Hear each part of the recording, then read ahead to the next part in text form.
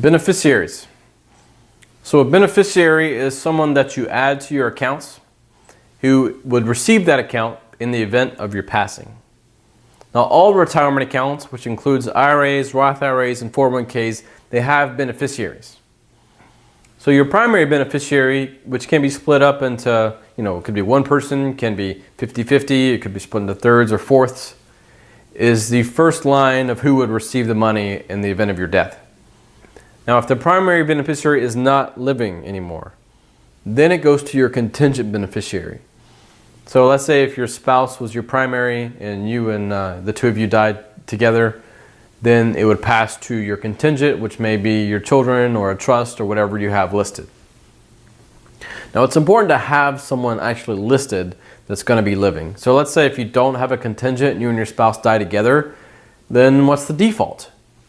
Well, the default happens to be your estate, which isn't really a great default beneficiary.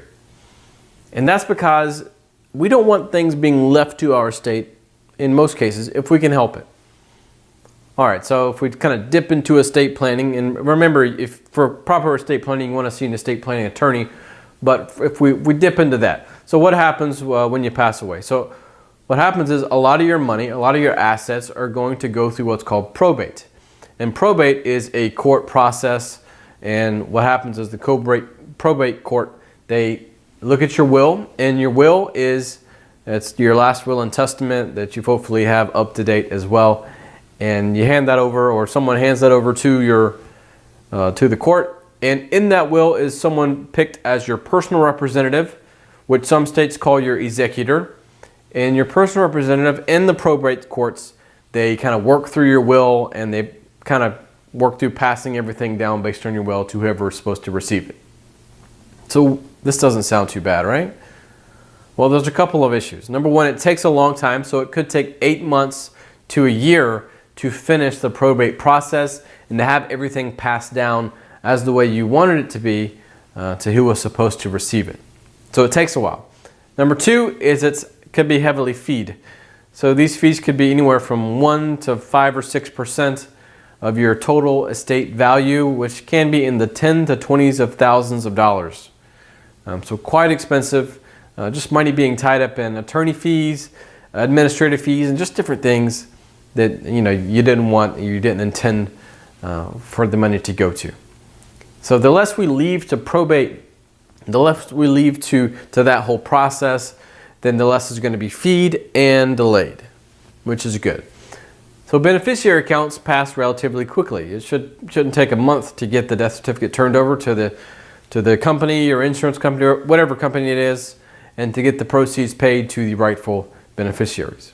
So it's pretty quickly, and no fees involved with beneficiary accounts.